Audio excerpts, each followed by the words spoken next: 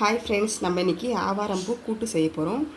கடையில் இந்த மாதிரி பூவும் காம்பு இந்த சூள் எல்லாம் இருக்கும். நம்ம இதில் இருக்க பூவை மட்டும் பிச்சுக்கணும். இந்த பழுத்து இது பின்னாடி மேலே இருக்கிற இந்த தோல் இந்த சூள் இதெல்லாம் எடுத்து போட்டுட்டு பூவை மட்டும் இந்த மாதிரி எடுத்து க்ளீன் பண்ணி வச்சுக்கலாம். அதுக்கப்புறம் அடுப்பில் ஒரு சட்டி வச்சுருக்கேன். ஒரு சொம்பு தண்ணி ஊற்றிக்கலாம்.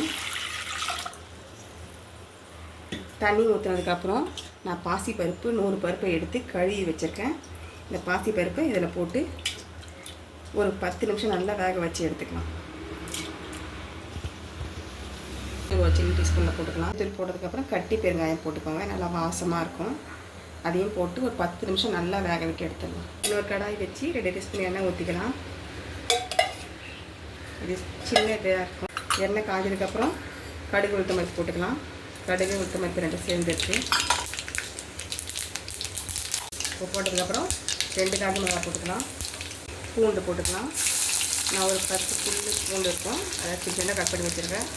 ஒரு வெங்காயம், இது 2த்தையும் போட்டு நல்லா வதக்கிக்கலாம். சீக்கிரம் வதங்கிட்டு வச்சது பச்சை மிளகாய் 2 போட்டுக்கலாம். இன்னும் கொஞ்சம் ப்ரௌனாக. இந்த ஆவாரம்பூ பொரியல் சர்க்கரைவாதி இருக்கவங்களாம் சாப்பிட்டா சர்க்கரையோட அளவு கம்மியாகும். வாரத்தில் 2 நாள் இந்த ஆவாரம்பூ பொரியலோ இல்லைன்னா கூட்டோ இல்லைன்னா டீ மாதிரி கூட வச்சு குடித்தா உடம்புக்கு ரொம்ப நல்லது. நான் ஒரு தக்காளி பெரிய தக்காளியாக எடுத்துருக்கேன். இதை போட்டு வதக்கிக்கலாம்.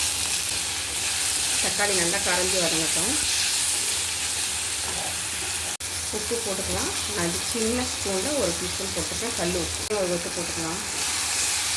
போட்டு நல்லா வதக்கிக்கலாம்.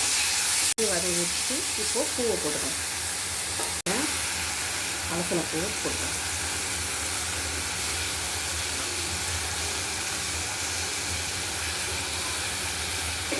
பூவை நல்லா வேகலாம் வைக்கணும் அவசியம் இல்லை.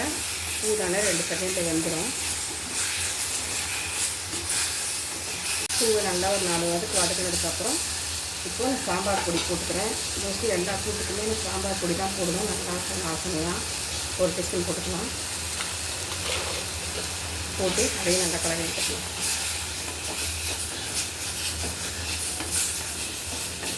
கலரியாச்சு. இப்போது வேக வச்ச பருப்பு எடுத்து கொட்டிக்கலாம். பருப்பு நல்லா போட்டு கொட்டிடலாம். பருப்பை போட்டு கொட்டி ஒரு 4 கொதி கொதிக்கிட்டோம். அப்புறம் ஆஃப் பண்ணிடலாம். 2 நிமிஷம் ஆச்சு. நல்லா சுண்டிடுச்சு. இப்போ ஆஃப் பண்ணிக்கலாம். கொத்தமல்லி போட்டுக்கலாம். இந்த ஆவாரம்பூ கூட்டு ரொம்ப உடம்புக்கு நல்லது. நைட்டு டின்னருக்கு தோசைக்கு கொடுத்துக்கலாம். அப்புறம் மதியானம் சாப்பாட்டு கூட கொஞ்சம் நெய் விட்டு இதில் சாப்பிட்டா சூப்பராக இருக்கும். சர்க்கரை வியாதி இருக்கவங்களாம் வாரத்தில் 2 நாள் இதை எடுத்துக்கலாம். சூப்பராக இருக்கும். டேஸ்ட்டும் சூப்பராக இருக்கும். இந்த ஆவாரம்பூ உடம்புக்கு ரொம்ப நல்லது. ட்ரை பண்ணி பாருங்கள்.